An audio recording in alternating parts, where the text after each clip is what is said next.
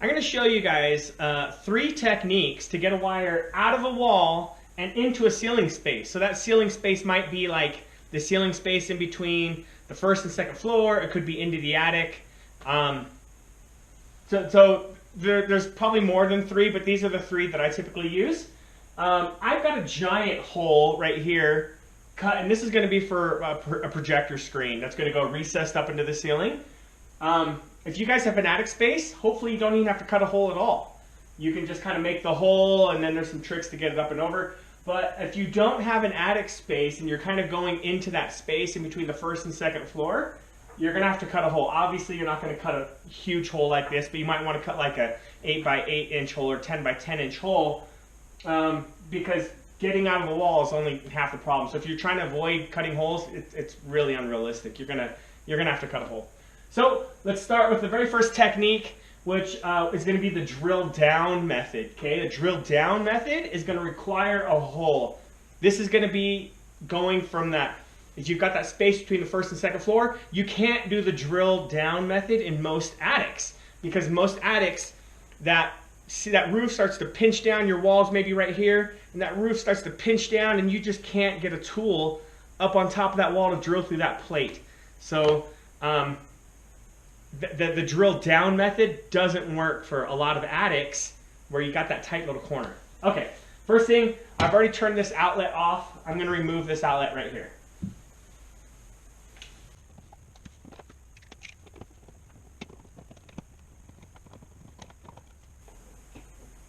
So remember, this is dead. Gosh, dead! I'm just kidding. Just kidding. It's really dead.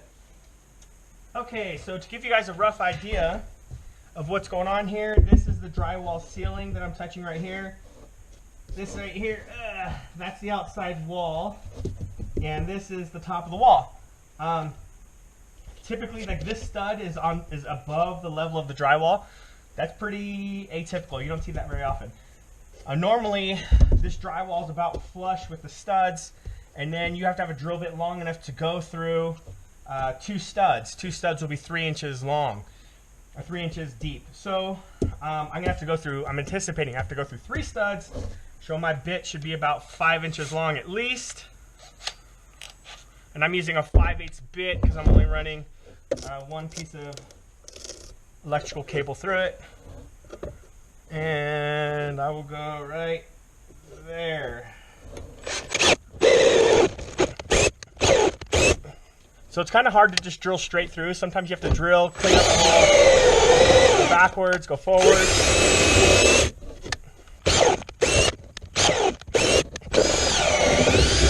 And that's through. That's it. Now we're going to switch to some magnets. Okay, I got to introduce you guys to probably my most important tool as a custom installer. This is called the ball chain and the wet noodle. Make all the jokes you want, but it's a 10-foot ball chain. It's just those little silver balls that you use for your keychain. It's 10 foot long, and then I have this long flexible magnet right here. And I use this thing to do all of my trick installations. Anytime I have a trick installation, you can almost guarantee that I'm using this. I wear these out. I mean, they're super handy. Ball chains are great. They're flexible, they're floppy, but they're not very strong. So you don't pull wire with a ball chain. What you use is you use the ball chain to get A connected to B, and then you use the ball chain to pull in a string, and then you pull in the wire with the string. So a little trick that I came up with is I take a glow rod, and I put about 2 feet of ball chain off the front of the glow rod.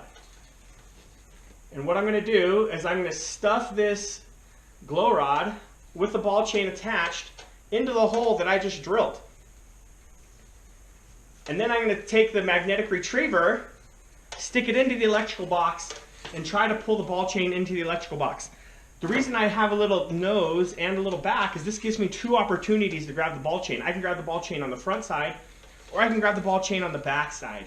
And both of them will give me enough slack to get the chain into the box. So, here we go. This is going to go into that hole I just drilled.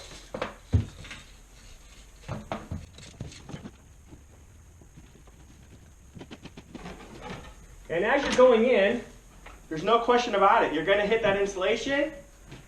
Insulation's a pain in the butt to fight because it's going to fight It's gonna fight my magnetic retriever, and it's gonna fight my glow rod. It's gonna take some time, so bear with me.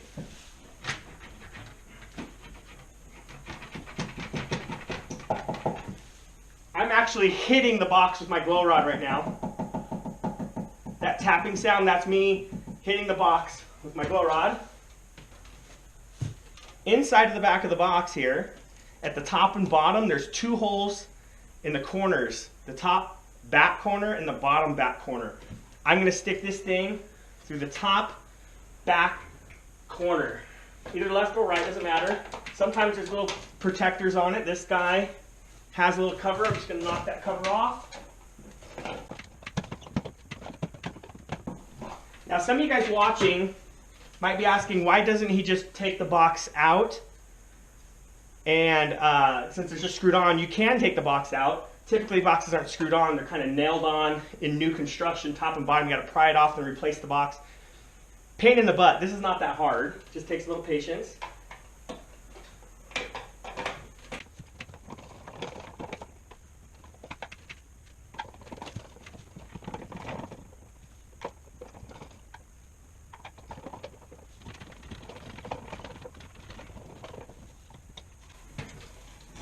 Boom, that's it right there. I don't know if you can see, but I do have it. I've got the front of it right there in my hand. So, attach the string, pull it in, and use the string to pull wire. Piece of cake. I'm just using electrical tape to take the string on, pull the glow rod out.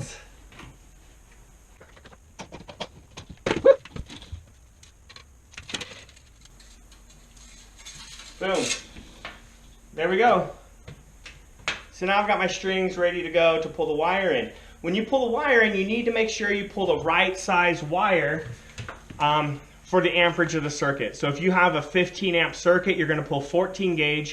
If you have a 20 amp circuit, you're going to pull in 12 gauge. A rule of thumb, commonly, most of the time, not always, but most of the time, 14 gauge wires come in a white jacket and 12 gauge wires come in a yellow jacket. In this case, I have 12 gauge wires. I need to pull in the yellow jacket. Okay, one more tip. When you get to when you're taping the string, I'm not trying to pull the string out. When you're taping the wire to the string and you get to the very end, make sure you tape it up real tight right there, because if the end of the wire gets a catching point, it's going to catch on everything. It's going to catch on those studs, it's going to catch on the box, and it really kind of creates a nightmare.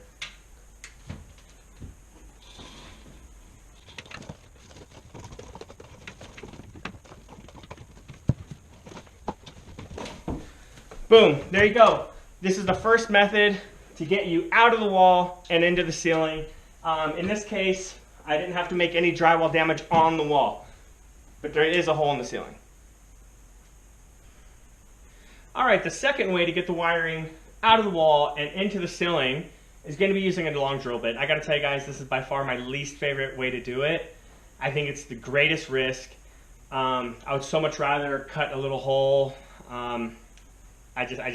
You run the risk of pushing too much angle and going through the outside, not enough angle, and sometimes you can get too much and force it coming backwards and come out the inside. Or if you're going from the wall into the attic, remember that attic sometimes pinches, and if you're trying to drill up in that little corner right there, maybe you pop through the top plate of the wall, don't realize you pop through, and then hit the top of the roof, and boom, hole in your roof. So, hate to say it, I've done all these things. I hate this technique. I hate it, but a lot of people want to see it, so I'm going to show it. So I got my long drill bit here. I think that's like a 3/4 inch end. This is an insulated wall, and it's kind of hard to get this thing up there. So sometimes you have to put it on a drill bit and twist it backwards. This time I think it's going to find its way right in. It is. Yeah, I made it in okay. So once you're there, attach your drill.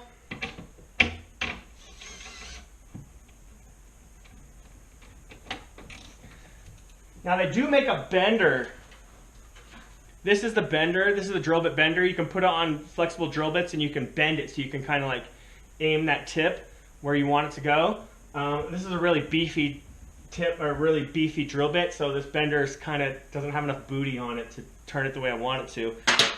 So in that case, what you do is you kind of push the drill bit into the back wall, and what that does is it forces the drill bit to go like this in, and then follow the wall up, and it kind of goes straight up. In this case, that's what I'm going to do. I've got to make a confession. This is actually the second time I've done this. The first time I did it, the camera died, and I didn't realize it until I was done, so this should pop right through. Let's see.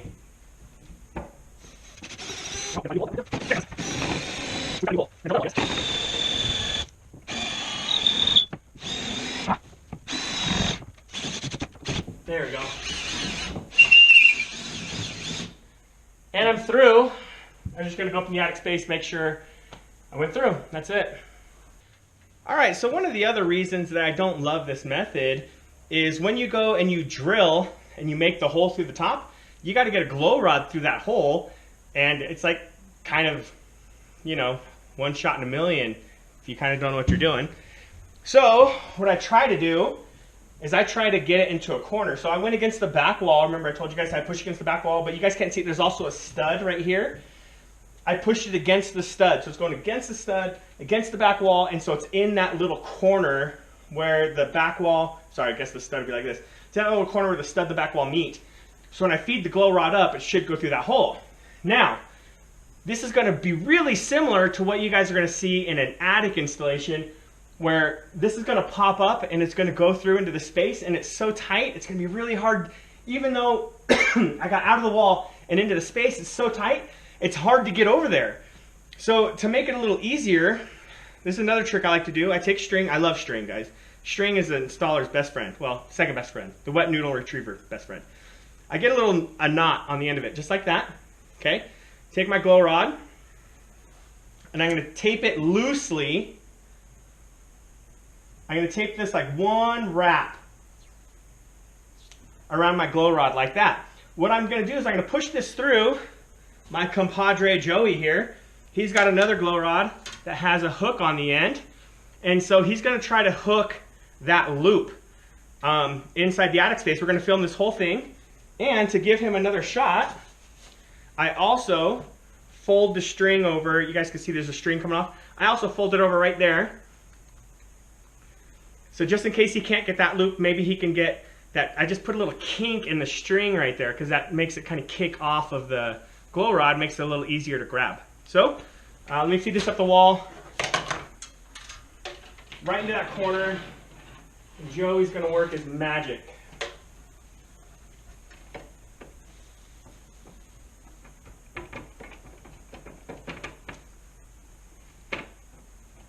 Oh, I just felt it go in.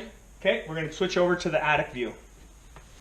All right, so you can see I'm spinning my glow rod, and you can see the string down there with my little loop. You can see that spinning. This really resembles what it's going to look like in an attic. It's really tight in that corner. Okay, Joey, go ahead and hook that string.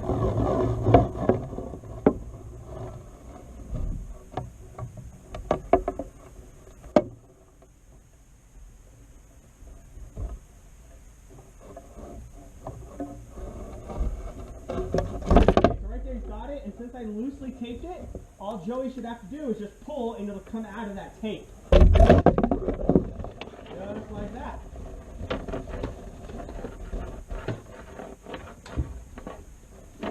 And now, we're out of the wall, into the ceiling again. Technique 2. So the third way to get the wires out of the wall and into the ceiling, this is going to be a third technique. You can see I've already had to cut a hole here to run my other wires.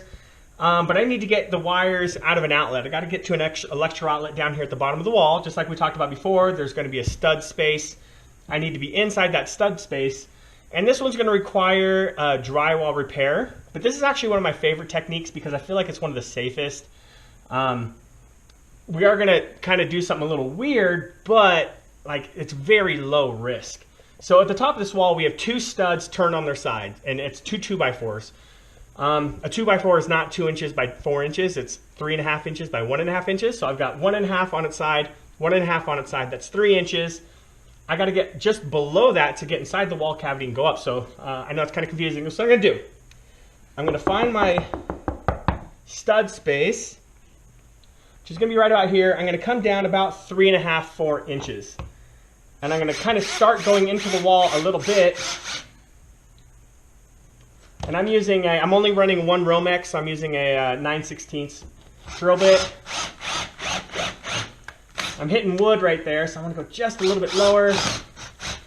Okay, so what I want to do is I'm going to start putting some angle on this thing so I can run the drill bit up. I don't want to put so much angle that I'm busting up the drywall the whole way up, but I do want to put enough angle that I'm not going to come out the other side of the wall, okay?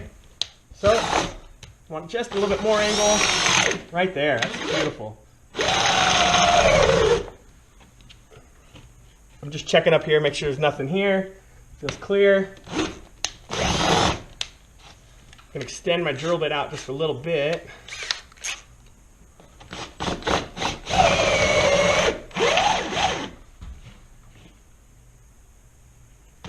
Yep, I think I'm through.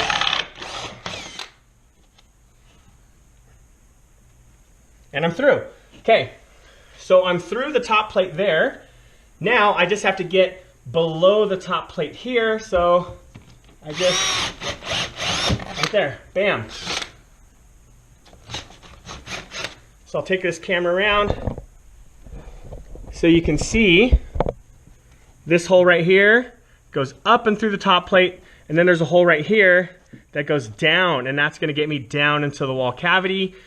And then once again, I'm gonna use my glow rods, ball chain, retriever, and snag the wire here. All right, same trick as we did before. I've got about 2 feet of ball chain taped onto the front of the glow rod. I'm gonna go into the existing outlet that has been turned off. We're gonna go into the top left corner, and then I'm gonna try to snag it with the magnetic retriever at the top of the wall in the hole I just drilled.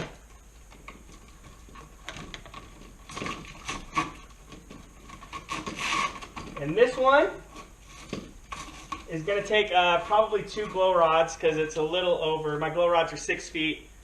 I think we're dealing with a 7-foot ceiling, so we need a little more here.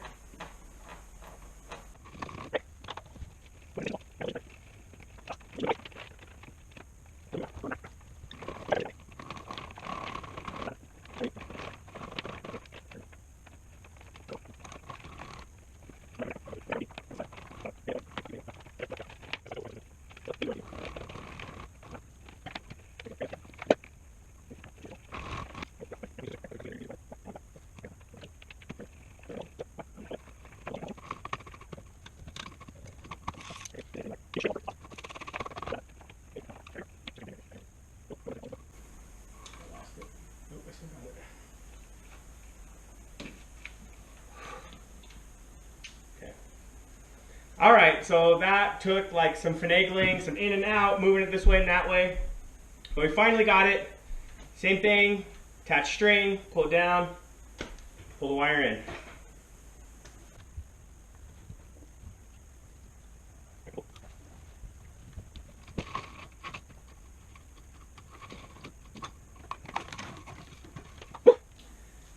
All right, there's your 3 techniques. It takes a little patience, right? I mean, this stuff doesn't just happen on its own. It takes a little patience to get it done, but you'll get it. And that's a really small, easy hole to patch at the end of the day. So there you go. All right, here we go. Is it recording still? Yep. Go ahead and pull the string. Joey's going to pull the string and down the wall.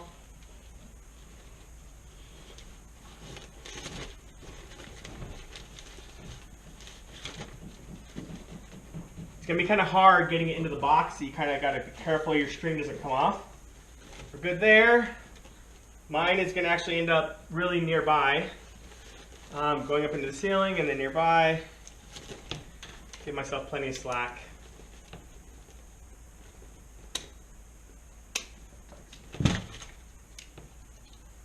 Okay, going up and in.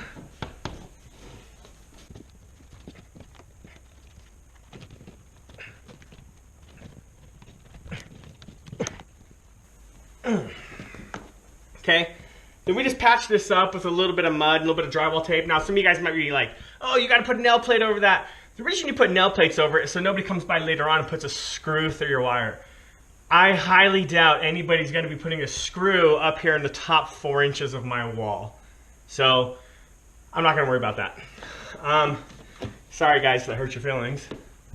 Then my wire is gonna end up actually in this hole right here. And this is gonna be an outlet for my projector. There we go.